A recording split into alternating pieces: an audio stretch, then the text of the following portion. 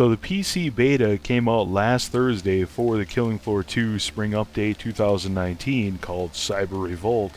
And along with the update, Tripwire also released some patch notes about different tweaks they're making to the game. Hey guys, it's Chris with B&B Gaming. Welcome back, and I hope you're doing amazing today. Thank you for taking the time to check out this video, and thank you for your likes, your shares. Definitely appreciate it. Now to start with, guys, I got a couple PSAs here for you. The first one is, if you play Killing Floor 2 on Xbox, double XP is still active. And I guess I should have known this sooner, but I've been taking a break from Killing Floor and playing other games, and I went back to it. It's like, damn, I was getting like 34 XP for killing a clot. I was like, whoa, what's going on here?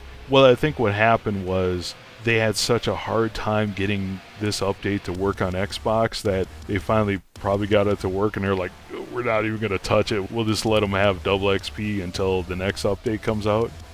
The second PSA is that Tripwire has a survey for the PC beta. So if you're participating in the beta, Tripwire definitely wants to know what you think. I ran through it, and it's not that long. It should take you maybe 5 minutes.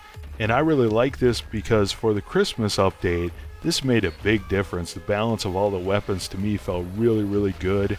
Now, as far as the patch notes go, I'll leave a link to it in the description below if you want to read through it yourself. I'm going to go over some of the highlights of some of the changes that we really didn't know about until the update came out. And I did get a chance to play it a couple hours last night, and I'll kind of give you my feedback towards the end of the video here. Ooh, it's yummy! That is awesome! I love it! Anyways, to start with, we do have a new map called Spillway, and you can play Endless, you can play Survival Versus on there, and it does have seasonal objectives. And if you look on screen, you can see that some of these are tied to Spillway and others are not. So you can get 15 boss kills on any map. You can also get the 1500 kills on any map. I'm really glad they reduced this.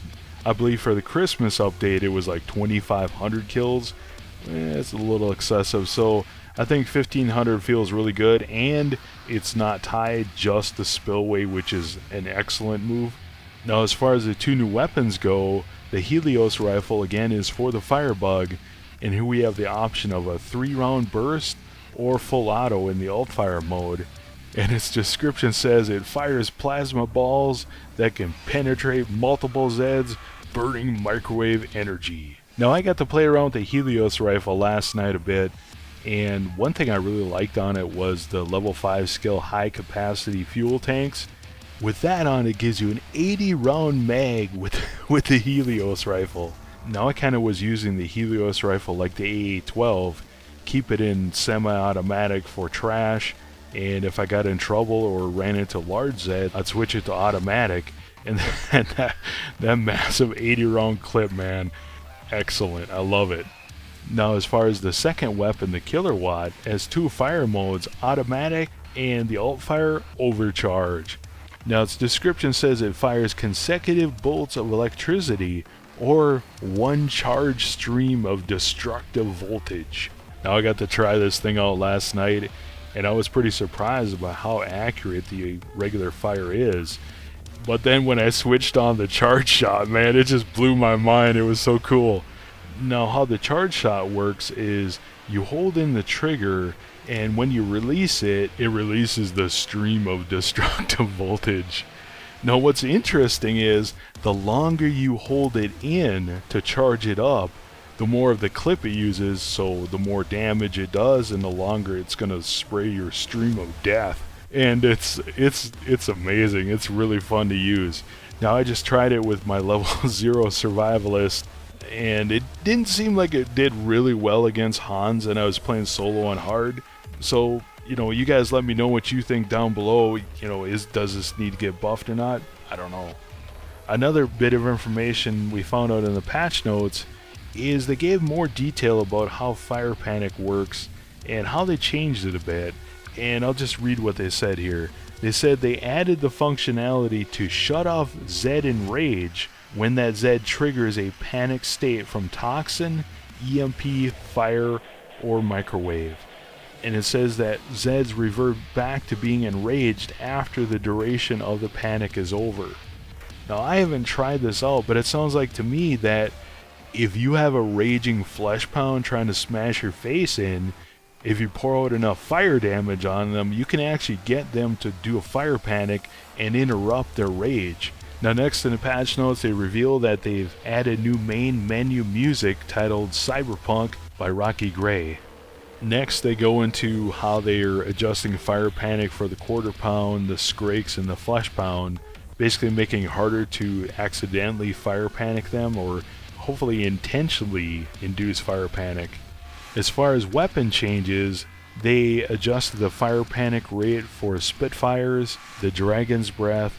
Now for Husk Cannon, they removed all self-inflicted fire damage over time, but they increased the self-inflicted explosive damage from 5% to 10%. And according to the developer notes, evidently the self-inflicted fire damage was killing people. And I'm assuming Demolitionist, because I've tried to use the Husk Cannon with Demolitionist, and yeah, you pretty much kill yourself.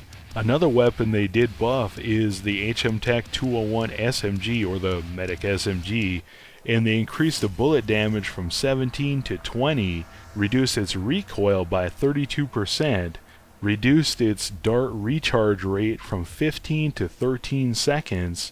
Its first weapon upgrade damage has increased from 23 to 24, and along with that, its dart recharge rate has been reduced from 12 down to 11.05 seconds. 0.05, really? Now for its second weapon upgrade, its damage has been increased from 27 to 28, and its dart recharge rate has been reduced from 10.5 seconds down to 10.01 seconds. Now for its third weapon upgrade, the damage has been increased from 31 to 32.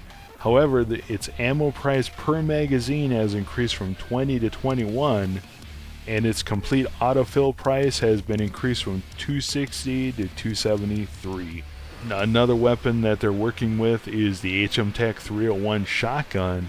With the 301, they increased its heal per dart from 15 to 20, increases damage per pellet from 20 to 25, and the overall damage has increased from 120 to 150 per shot. Also, the spare ammo capacity has increased from 80 to 90.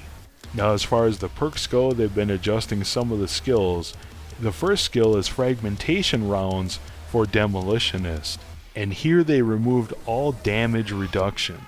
Now with fragmentation rounds, it increases the area of effect of explosive perk weapons by 50%, but it also decreases damage by 30%. Well, they removed that, and well, I forgot to try it out, but it sounds like it'd be pretty awesome. Now for Survivalists, they adjusted the level 10 medic training skill. To start with, healing potency has increased from 20% to 30%. The cooldown reduction for syringe and healing darts has increased from 25% to 50%.